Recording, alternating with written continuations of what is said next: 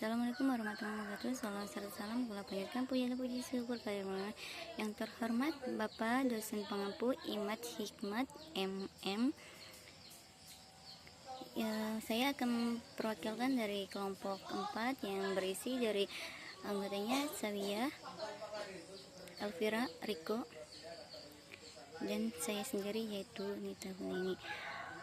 Ya, di sini saya akan mempresentasikan tentang investasi pada pasar keuangan internasional. Yang pertama akan bacakan oleh saya sendiri. Globalisasi adalah proses integrasi internasional yang terjadi karena pertukaran perdagangan dunia, produk pemikiran, dan aspek-aspek budaya yang lainnya.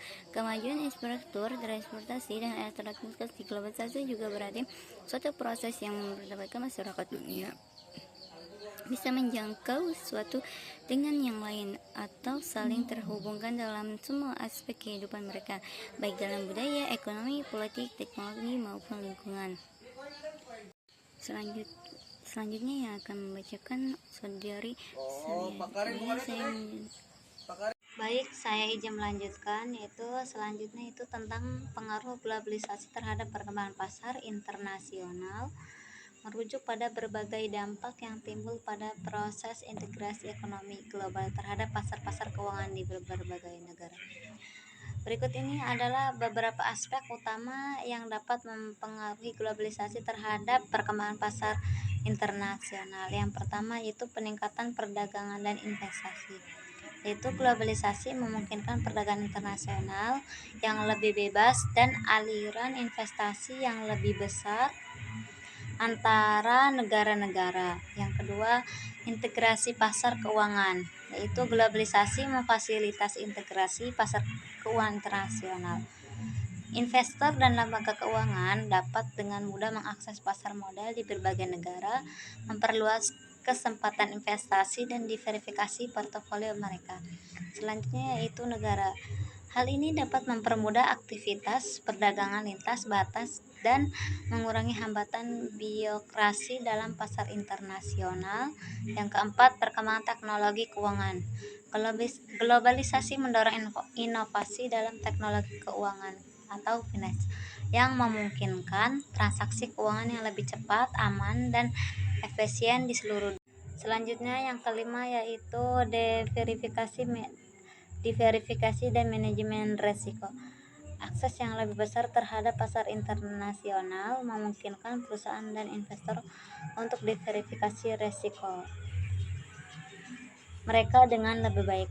Mereka dapat mengalokasikan investasi di berbagai pasar dan aset, mengurangi risiko terkonsentrasi di satu pasar atau aset tertentu. Baik, saya serahkan kepada moderator. Ini yang membacakan oleh Riko. Assalamualaikum warahmatullahi wabarakatuh. Baik, di sini saya akan melanjutkan materi dari teman saya. Baik, langsung saja. Investasi didefinisikan sebagai saham penukaran uang dengan bentuk kekayaan lain seperti saham atau harta yang tidak bergerak, diharapkan dapat ditahan selama periode waktu tertentu supaya penghasilan pendapatan. Orang yang melakukan investasi disebut investor. Investor ada dua jenis, yaitu investor individual dan investor institusional. Investor individu itu terdiri dari individu yang melakukan investasi, sedangkan investor institusional terdiri dari perusahaan, asuransi, lembaga penyimpanan semisal bank, lembaga simpan pinjam, dan lembaga dana pensiun. Ada beberapa faktor utama yang mendorong investor untuk berinvestasi di pasar keuangan internasional, yaitu ada diversifikasi dapat membantu mengurangi risiko investasi karena ketidakpastian ekonomi dan politik di satu negara mungkin tidak berdampak serupa di negara lain.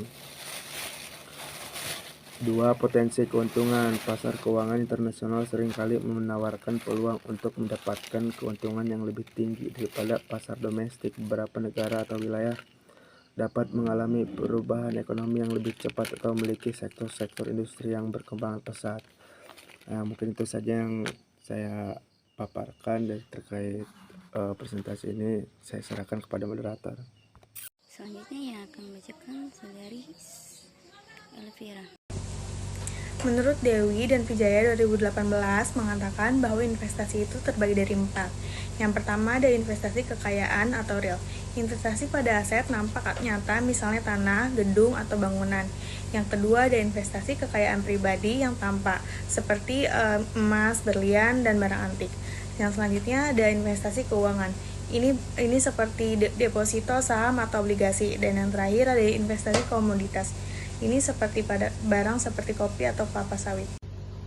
Ada beberapa jenis investasi berdasarkan jangka panjang, resiko, dan prosesnya.